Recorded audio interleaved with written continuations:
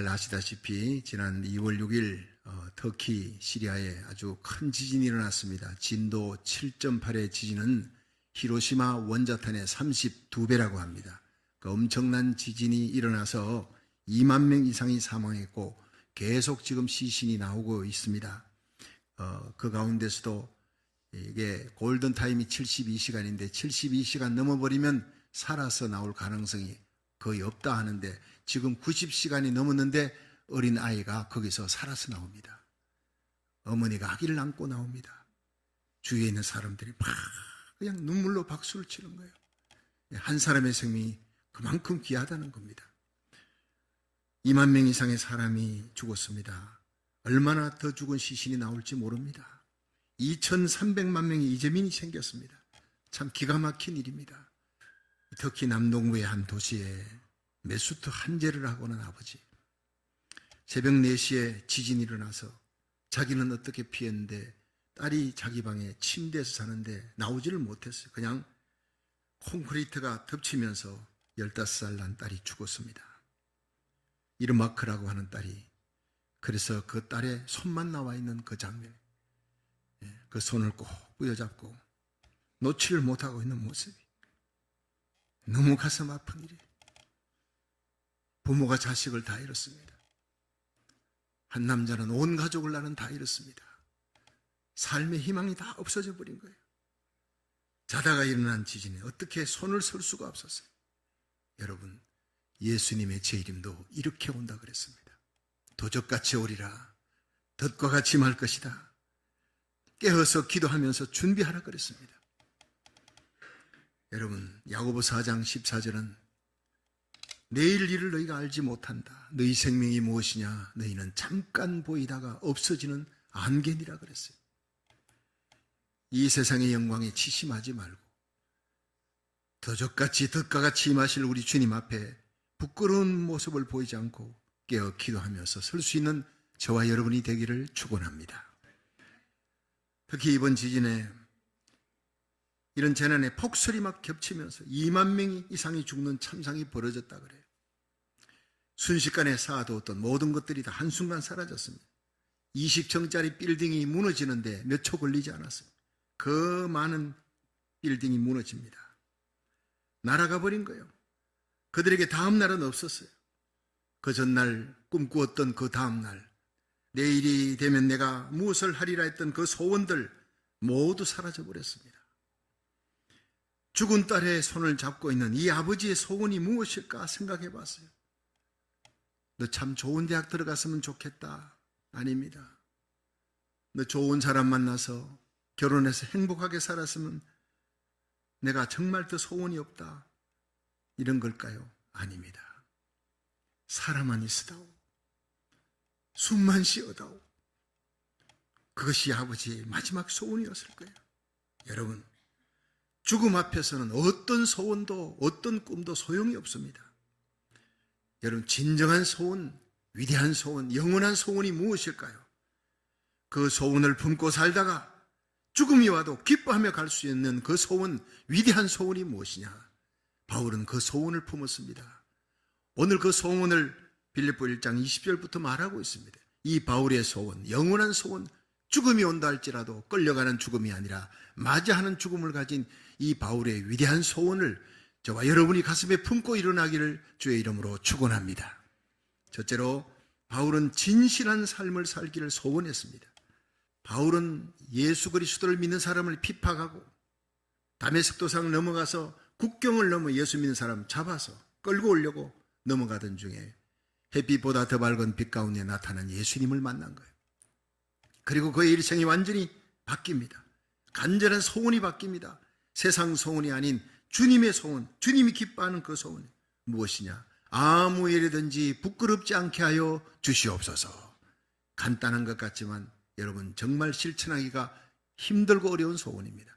내 양심에 부끄러움이 없이 살아가게 해달라. 내 양심을 통해 들려오는 주님의 음성에 외면하지 않고 순종하며 살아가게 해달라는 것이 바울의 일생의 소원이었다는 거예요. 그래서 사도행전 23장 1절에 바울은 여러분 부형들이여, 내가 지금까지 양심에 부끄러움이 없이 양심을 따라 범사에 하나님을 섬겼노라. 모든 일에 양심을 따라 살았다 그랬습니다. 대단한 고백입니다. 양심 따라 사는 삶, 내 양심에 부끄러움이 없는 삶, 이보다 더 귀한 삶이 어디 있겠습니까? 1950년 여러분, 한국에 6.25 전쟁이 일어나고 이로 인해 240만 명의 피난민이 생겼어요. 30만의 과부들이 길거리를 헤매고 20만의 고아들이 눈보라가 몰아치는 그 길을 헤매면서 울며 다녔더니, 그때 미국에서 온 바피어서 선교사가 그 참상을 전부 사진으로 찍고 동영상으로 찍어가지고 미국에 건너가 방송에 내고 온 도시마다 돌면서 이 불쌍한, 이 처참한 한국 땅, 이 고아들, 이 과부들을 살리자 운동을 일으켰어요. 수많은 원조가 들어왔습니다. 그것으로 대한민국이 다시 일어날 수 있는 힘이 되었다는 거예요. 이게 월드비전의 시작입니다. 그때 통역하며, 바피어서 선교사님을 통역하며 함께 다녔던 분이 바로 영락교회 하늘나라 가셨던 한경직 목사님. 이제 대한민국은 세계 경제 12국가로 우뚝 서서 고통당하는 나라, 이재민이 있는 나라, 전쟁이 있는 나라, 도와주는 나라가 됐습니다. 그 축복의 뒤안길에 한 사람이 있었습니다. 바피어서 목사님. 그분은 바로 양심을 통해 들려오는 하나님의 음성을 들었던 사람이에요. 이분은 늘 얘기했습니다. 하나님의 마음을 깨어지게 하는 것들로 내 마음도 깨어지게 하소서. 하나님의 마음을 상하게 하는 것들로 나도 그 마음이 상하게 해 주옵소서. 주님의 눈물이 내 눈물이 되게 해달라는 거예요. 전쟁으로 인해 부모 잃은 고아들이 길거리에 주저앉아 배고파 우는 모습을 보며 저 아이를 살려라, 배고픈 저 아이를 살려라 하는 양심을 통해 들려오는 하나님의 음성을 외면하지 않았다는 것입니다. 눈보라치는 길거리 헤매는 난민들의 굶주린 모습을 보며, 남편 잃고 헤매는 미망인들을 바라보며 저들의 눈물이 나의 눈물이다, 고통하는 저들의 눈물을 외면하지 말라, 저들을 위로하라 하는 양심을 통해 들려오는 주님의 음성을 듣고 순종했던 사람이에요. 바피어서 목사님은 하나님 앞에, 역사 앞에, 양심 앞에 부끄럼 없이 살려고 일생을 몸부림쳤던 하나님 사람입니다. 하나님은 그를 통해 대한민국을 다시 일으켰습니다. 성도 여러분, 저와 여러분이 무슨 일을 하든지 하나님 앞에, 양심 앞에, 역사 앞에 부끄러움이 없는 저와 여러분이 되기를 주의 이름으로 축원합니다. 이것이 바로 바울이 말한 아무 일이든지 부끄럽지 아니하는 삶이에요. 범사의 양심을 따라 하나님 앞에 순종하며 사는 삶이에요. 저와 여러분이 이렇게 양심을 따라 내 양심에 들려오는 하나님의 음성을 듣고 순종하는 삶을 살다가 우리 주님 앞에, 도적같이 오시는 주님 앞에 부끄러움 없이 설 수 있기를 주의 이름으로 축원합니다. 두 번째, 바울은 예수 그리스도를 높이는 삶을 살기를 소원했습니다. 여러분, 사도 바울은 예수님 만나기 전에는 철저히 자기중심이, 이름도 사울입니다. 나밖에 없다는 거예요. 내가 제일이라는 겁니다. 이 사울이라는 것은요, 크다는 뜻입니다. 그런데 바울로 바뀌었습니다. 예수님 만난 이후로 나는 작다, 난 아무것도 아니, I am nothing이라는 거예요. 그것이 바로 바울입니다. 나는 죽고 내 안에 그리스도가 살아. 내가 예수 그리스도와 함께 십자가에 못 박혔나니 이제는 내가 사는 것이 아니오 내 안에 그리스도께서 사신 것이라. 이제 내가 육체 가운데 사는 것은 나를 사랑하사 나를 위해 자기 몸을 버리신 하나님의 아들을, 예수 그리스도를 믿는 믿음 안에 사는 것이니라. 갈라디아 2장 20절은 그렇게 고백했습니다. 그는요, 태어나면서부터 로마 시민권자예요. 로마 시민권자는요, 아버지가 부자였으니까 로마 시민권을 샀습니다. 그는 부자였고 부자인 아버지 밑에서 훈련을, 교육을 잘 받았습니다. 힐렐 학파, 요즘으로 말하면 여러분 하버드 대학 나와서 랍비였습니다. 하버드 대학 교수라는 얘기입니다. 대단한 사람입니다. 국회의원입니다. 공회원입니다. 부자입니다. 랍비 중에 랍비입니다. 바리새인 중에 바리새인입니다. 율법으로는 흠이 없습니다. 이런 사람이 자기 중심입니다. 자기 생각이 모두 다 법입니다. 남을 무시하며 살았습니다. 자기 생각이 다 옳았습니다. 나는 크다는 것입니다. 그런데 예수님 만나고 난 다음에 나는 한없이 낮아지는 거예요. 나는 작다는 것입니다. 살든 죽든 내 몸에서 나를 위해 십자가 지신, 나를 구원하시기 위해 하늘 보좌를 버리고 이 땅에 오신 예수 그리스도를 위해 살겠다. 살든 죽든 내 몸에서 그리스도가 존귀되게 하여 주시옵소서. 이것이 바울의 소원입니다. 이 소원이 저와 여러분의 소원이 되기를 주의 이름으로 축원합니다. 1980년에 이슬람교를 믿던 무슬림들에게, 이슬람교는 교지만은 이슬람교를 믿는 사람은 무슬림이라 그럽니다. 그 무슬림들에게 복음을 전하기 위해서 벤자민 위어 선교사가 갔습니다.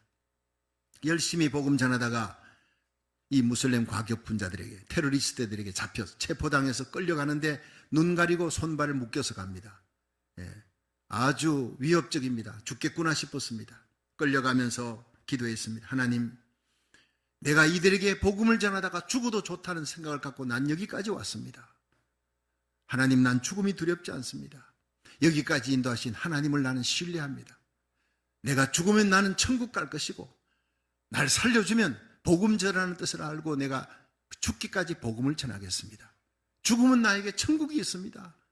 감사합니다. 이러는데 갑자기 가슴 속에서 막 기쁨이 샘솟더라는 거예요. 끌려가는 그 위협 속에서도요, 가슴에서 우러나는 그 기쁨 때문에 찬송을 부르는 거예요. 옆에 끌고 가던 테러리스트가 그 찬송 소리를 계속 듣습니다. 조용하라 해도 여러분 어차피 죽을 건데 찬송이나 실컷 부르자. 그 기쁨을 이길 수가 없어 찬송을 부르는데 나중에 옆에 끌고 가던 테러리스트가 그 찬송 소리 듣고 감동하며, 나도 끌려가며 죽을 때 저렇게 찬송 부르며 저렇게 기뻐하며 죽을 수 있느냐? 저 사람이 믿는 예수가 누구냐? 결국 테러리스트가 예수를 믿었다는 얘기입니다. 놀라운 일입니다. 여러분, 이것이 바로 삶과 죽음을 초월하여 복음 전하기 위해 살아가는 멋있는 그리스도인의 삶인 줄 믿으시길 바랍니다. 사도 바울은 예수님을 만난 후 일생을 자신이 만난 그 수많은 사람들에게 예수님을 전하는, 그들의 피에 대해 책임지는 삶을 살았다는 겁니다. 이게 바울의 사명입니다.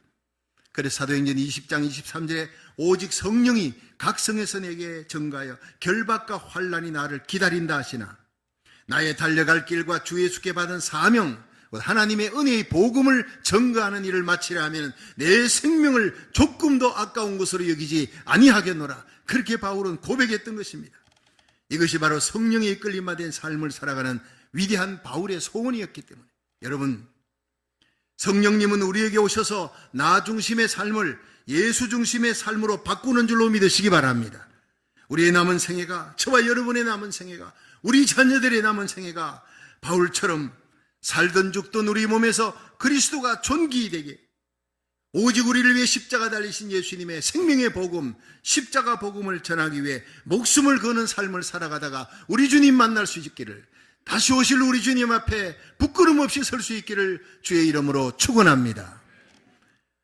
마지막 세 번째, 바울의 소원은 교회를 세우는 삶이었습니다.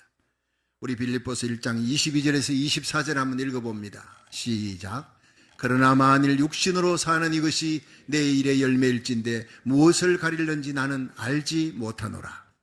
내가 그 두 사이에 끼었으니 떠나서 그리스도와 함께 있을 욕망을 가진 이것이 더욱 좋으나, 그러나 내가 육신에 거하는 것이 너희를 위하여 더 유익하리라. 아멘. 여러분, 이 사도 바울은 삶과 죽음 두 사이에 내가 끼어서 사는데 너 죽음을 택할 거냐 살 걸 택할 거냐 하면 나는 생각할 것도 없이 나는 죽는 걸 택하겠다. 왜냐? 그 죽음의 문을 삐거덕 열면 황금길이 나온다. 새 예루살렘 천국이 있고 거기에 예수님이 나를 기다리고 있다. 내 사랑 예수님이 거기 계신 그곳에 나는 너무 가고 싶다는 거예요. 이 세상을 떠나 나는 죽음이라는 문을 통과해서 주님을 만나는데, 영광스러운 나의 주님을 만나는데 내가 뭘 주저할 것이 있겠느냐. 그러나 내가 이 땅에 한시라도 육체를 입고 살아야 되는 이유가 있다면 바로 교회 때문이라. 믿음이 약한 너희들, 세상과 죄악과 마귀 권세를 이기지 못하고 날마다 쓰러지는 너희들, 하나님 말씀과 기도로 양육하고 그리스도의 강한 군사로 만들어야 되는 이 사명 때문에 내가 오늘도 존재하는 것이다. 이것이 바울의 소원이었습니다. 여러분, 오늘도 내가 여러분에게 물어봅니다. 예수 믿으면 구원받고 천국 가는 줄 믿으시면 아멘 하십시오. 그럼 지금 당장 죽을 사람 손 들어 보십시오. 아무도 없잖아요. 죽으면 천국 간다는 걸 아는데 지금 당장은 아니라는 거예요. 자식들도 키워야 되겠고 할 일도 많고. 그런데 바울은요, 지금 당장이라도 나는 죽었으면 좋겠다. 예수님 계신 천국에 갈 수 있으니까. 그런데 내가 이 땅에 하루라도 살아야 될 이유는 무엇이냐? 교회 때문이라는 거예요. 성도들 아직도 미숙하고 철이 없고 세상 재앙마귀 권세를 이길 힘이 없는 이들을 그리스도의 강한 군사로 훈련시키고 그들을 기도와 말씀으로 세워놓고 내가 가야 되기 때문에 얼마나 멋있습니까? 그래서 사도 바울은 골로새서 1장 24절에 내가 이제 너희를 위해 받는 괴로움을 기뻐하고 그리스도의 남은 고난을 그의 몸된 교회를 위해 내 몸에 채우노라. 그리스도의 남은 고난이 있다는 거예요. 우리를 위해 채찍 맞고 십자가 지고 끌려가서 갈보리에 십자가에 못 박혀 죽으신 예수님의 그 피로 우리의 모든 죄가 용서받습니다. 믿으시기 바랍니다. 그 아들 예수의 피가 우리를 모든 죄에서 깨끗게 하셨느니라. 우리 선행으로 안 됩니다. 고행으로 안 됩니다. 여러분, 천만인을 우리들이 구제했다 해서 그거 갖고 천국 얻을 갈 수 없습니다. 전 세계 다니면서 선교하고 여러분 교회를 500개, 1000개 세웠다 합시다. 그것이 천국 문을 여는데 실어라기만한 공로가 될 수 없다는 것을 알아야 합니다. 주님의 십자가 공로, 십자가 보혈의 피만이 우리를 억만 죄에서 구원할 수 있고 천국 문이 열릴 수 있는 유일한 구원의 능력이 될 줄로 믿으시기 바랍니다. 구원받은 은혜, 예수님의 십자가 보혈의 감격으로 우리가 교회도 세우고 선교도 하고 구제도 하는 거예요. 그렇게 많이 선한 일을 했다고 구원받는 것이 아닙니다. 너희가 그 은혜를 인하여 믿음으로 말미암아 구원을 얻었나니 이것이 너희에게서 난 것이 아니고 하나님의 선물이라. 행위에서 난 것이 아니니 이는 누구든지 자랑치 못하게 하려 함이라 했어요. 여러분, 우리가 그리스도의 남은 고난이 어디 있습니까? 예수님이 십자가에 피 흘리신 그 고난이 완벽한 구원의 끝입니다. 그런데 바울은 그리스도의 남은 고난이 아직도 있다. 주의 몸된 교회, 주님의 핏값으로 주고 산 교회, 사랑하는 성도들, 그들을 위해서 내가 당하는 괴로움이 바로 그리스도의 남은 고난이라 그럽니다. 얼마나 위대한 고백인지 모릅니다. 바울은 교회를 가는 곳마다 세운 예수님 만난 이후로 산의 위험, 강의 위험, 도죽의 위험, 날마다 죽을 고비고비를 넘기면서도 교회를 세우는데 목숨을 겁니다. 여러분, 예수 복음을 전하고 세워진 그 수많은 영혼들에게 하나님 말씀 가르치고 양육하고 믿음으로 세우는데 목숨을 걸었습니다. 그러면서 고난당하는 것을 특권으로 여겼어요. 교회 때문에 고난당하는 것을 특권으로 여겼다고요. 로마서 8장 17절에 보면 자녀이면 또한 후사 곧 하나님의 후사요 그리스도와 함께한 후사니 우리가 그와 함께 영광받기 위하여 고난도 함께 받아야 될 것이니라. 생각건대 현재의 고난이 장차 우리에게 나타날 영광과 좋게 비교할 수가 없도다 그랬어요. 주님을 위한 고난에 동참할 수 있는 것, 주님의 몸된 교회를 위해 수고하다가 땀 흘리다가 일하다가 당하는 그 고난, 성도의 최고의 영광이요 특권인 줄로 믿으시기 바랍니다. 이것을 그리스도의 남은 고난이라고 바울은 얘기합니다. 이것을 깨닫게 해주시는 분, 그리스도의 남은 고난, 주의 몸된 교회를 세우기 위해 내가 희생하고 헌신할 때 당하는 모든 십자가 그 고난은 나의 특권이다, 하늘의 영광이다 깨닫게 해주시는 분이 성령님이시라는 거예요. 충청북도 보은군에 가면 대목교회라고 있습니다. 제가 한국에 가면 꼭 가고 싶었던 곳 가운데 하나가 충청북도 보은군에 대목교회라고 아름다운 교회가 지어져 있다고 합니다. 그런데 이 교회에 김팔도 장로님에 대한 아름다운 미화가 있습니다. 이분이 교회를 장로님으로 섬기는데 시골교회가 되어 뭐 여기저기 금이 가고 낡고 오래됐으니까 이게 비가 오면만 빗물이 뚝뚝 떨어지는 거예요. 자칫하다가 이 벽이 허물지도 모른다, 위험하다 하니까 이제 다시 건축을 합시다.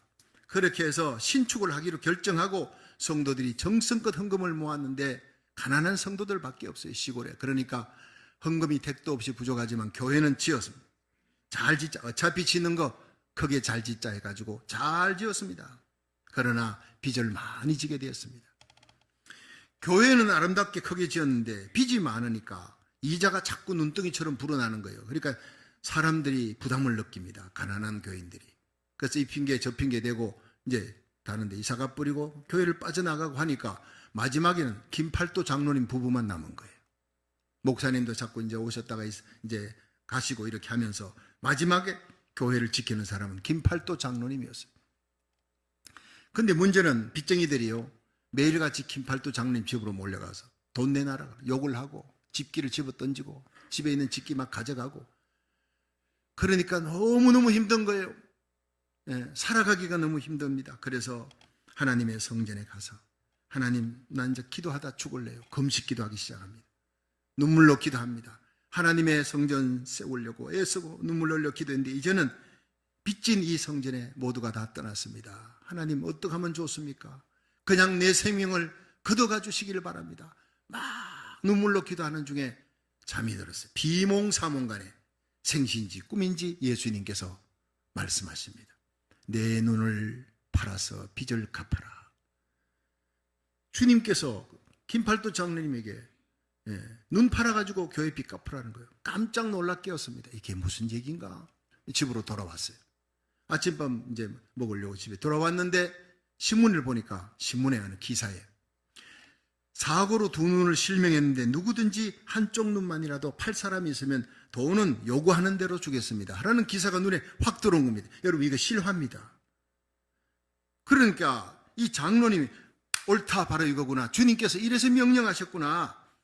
주님이 나를 위해 십자가에서 몸버려 피 흘려 주셨는데 그래서 내가 구원받았는데 내 눈 한쪽 파는 게 이게 뭐가 대수냐. 기꺼이 팔겠습니다. 그 자기 결정을 아내에게 권사님에게 얘기했더니 권사님이 펄쩍 뜁니다. 여보 무슨 소리를 하느냐. 당신이 이 집의 가장이 아니냐. 또 교회 하나밖에 없는 장로님 아니냐. 교회도 지키고 가정도 지켜야 되는데 눈을 만약 판다면 내 눈을 팔게. 여보 당신 눈 말고 내 눈을 팔게. 권사님이 또 울면서 매달리는 거예요. 기가 막힌 일이 벌어져. 점점 이 두 사람의 언성이 커지니까 마침 그 집을 지나가던 어느 집사님이 그 광경을 봤어요. 눈물 나는 광경이에요. 서로 눈 팔아서 교회 빚을 갚겠다고 하니 너무너무 감동이 돼서 그 집사님이 집에 돌아와 큰 이 대도시에 큰 목회를 하는 잘 아는 목사님에게 전화를 했습니다. 이 상황을 설명했더니 그 목사님이 너무너무 감동을 받았어요. 그 다음 주일날 예배 시간에 설교 시간에 이 얘기를 했습니다. 그리고 특별헌금 한번 하자고. 근데 그 특별헌금을 했는데 여러분 놀랍게도 성도들이 감동을 받으니까 여러분 교회를 빚이 있는 것을 다 갚고도 남을 수 있는 그런 특별헌금이 들어왔다는 거예요. 그래서 충청북도 보은군의 대목교회가 빚 하나도 없이 지금은 잘 세워져서 부흥되고 있다는 얘기입니다. 여러분 이것이 바로 충성입니다.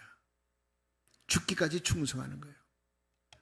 죽기까지 충성하라 그러면 생명의 멸류관을 내게 주리라 했어요. 여러분 이렇게 충성할 수 있기를 하나님의 몸된 교회를 위해서 이렇게 끝까지 충성하고 목숨 바쳐 충성할 수 있기를 주의 이름으로 축원합니다. 그렇습니다. 많은 사람들이 교회가 평안할 때 충성할 수 있습니다. 그러나 모두가 떠나고 교회가 힘들 때 다 십자가 벗고 도망칠 때 나의 십자가 짊어지고 끝까지 하나님의 교회를 지키는 사람 많지 않습니다. 주님은 중심을 보시는 하나님이에요. 결국 장로님 자기 눈 빼지 않았지 않습니까? 팔지 않았어요. 마음을 바쳤더니 하나님께서 아브라함에게 이삭 바쳐라 하니까 여러분 이삭 바쳤습니까? 바칠 마음과 결단을 갖고 칼을 들었을 때 하나님이 이삭을 살려줬습니다. 아브라함도 축복해 줬습니다. 그곳에 예루살렘 성전 세우게 만들었습니다. 저와 여러분의 마음을 이 시간 이 예배 가운데 하나님을 향해 드려지는 마음을 그 충성과 헌신된 마음을 하나님이 보시는 줄로 믿으시기 바랍니다. 그렇습니다. 나라 살리기를 첫 번째 하나님이 그 마음을 보십니다. 중심으로 드려지는 이 예배를 하나님이 받으시고 하늘 문을 여시고 축복하실 줄로 믿으시기 바랍니다. 그렇습니다. 하나님 앞에 온전히 죽기까지 충성하려고 작정하면 하나님께서 보상해 주십니다. 잘하였도다 착하고 충성된 종아, 네가 작은 일에 충성하였으니 큰 것으로 내게 맡기리니 주인의 즐거움에 참여하라. 하늘의 아름다운 상급과 면류관으로 갚아주는 날이 반드시 올 줄로 믿으시기 바랍니다. 영원한 상급이에요. 바울은 로마의 감옥에서 이제 죽을 날 얼마 남지 않았습니다. 참수형을 당할 날 얼마 남지 않았습니다. 그걸 깨닫고 믿음의 아들 디모데에게 편지를 썼습니다. 관제와 같이 벌써 내가 부음이 되었다. 나의 떠날 기약이 가까웠다. 부음이 됐다는 관제라는 것은요, 양과 소를 하나님 앞에 제사 바칠 때 그 목을 먼저 따서 동맥의 피를 칼로 찔러 흘러서 그걸 받아가지고 암소의 피를 받아서 대제사장이 받아가지고 가는 겁니다. 지성소로 가는 겁니다. 하나님의 성전에 갖다 바치기 위해. 여러분 예수님이 먼저 부음이 되었습니다. 스펜도라 그럽니다. 우리를 위해 그 피를 흘려 우리를 구원하시기 위해 십자가의 부음이 되었습니다. 바울이 그 부음의 길, 스펜도의 길을 따라가는 것입니다. 내 물질 바치고 시간 바치고 내 가족들 바치고 나의 생명까지 다 바치는 것이 스펜도, 주님을 위해 갖다 붓는 삶이에요.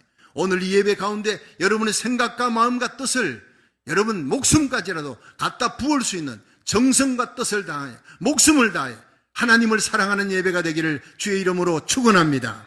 관제와 같이 내가 떠날 기약이 가까웠다. 그런데 내가 나의 삶을 다메섹 도상 이후에 예수님 만난 이후에 나의 삶을 돌아보니 선한 싸움 싸우고 달려갈 길 달리고 믿음을 지켰다. 이제 의의 멸류관이 나를 기다릴 것이다. 나뿐 아니라 주의 나타나심을 사모하며 충성하는 자들, 이렇게 하나님이 상급 주실 것이다. 이렇게 고백하는 모습이 나옵니다. 여러분, 바울은 곧 순교할 날을 기다리면서 자기가 예수님 믿기 전에 핍박자요 포행자였지만 예수님 만난 이후에 내가 하나님의 몸된 교회를 세우기 위해 양심에 부끄러움이 없는 삶을 살아가면서 주님만을 드러내고 복음만을 전가하며 하나님의 교회를 세우기 위해 산의 위험, 강의 위험, 동족의 위험, 도적의 위험, 죽을 고비 넘기면서 하나님의 교회를 세웠던 그 한평생을 돌이켜보면서 나 정말 아름답게 살았다, 멋있게 살았다, 성공적인 인생을 살았다. 이제 죽음의 날이 건너면 주님이 나를 맞이하러 올 것이다. 환영하는 죽음입니다. 끌려가는 죽음이 아닙니다. 죽음 앞에 길길이 뛰며 감사하며 자기의 삶을 돌아오면서 나는 성공적인 인생을 살았다. 얼마나 멋있습니까? 저와 여러분이 이런 바울 같은 삶을 살아갈 수 있기를 주의 이름으로 축원합니다. 여러분의 남은 생애가 바울처럼 아무 일에도 부끄러움이 없는 진실한 삶을 전과 같이 이제도 온전히 담대하여 살아 죽으나 살든지 죽든지 내 몸에서 우리 몸에서 그리스도가 존귀되는 삶을 사시기를 주의 이름으로 축원합니다. 우리 생애 끝날까지 내 심장에 더운 피가 식는 날, 언제 죽을지 도적같이 죽음이 옵니다. 도적같이 예수님이 오십니다. 그날 주님 앞에 섰을 때 그날까지 주님의 핏값으로 주고 산 교회를 위해 정성을 다해 목숨을 바치는 삶을 살다가 우리 주님 앞에 설 수 있기를, 영광 가운데 하늘의 해와 같이 빛나는 하늘의 영광을 받을 수 있기를 주의 이름으로 축원합니다.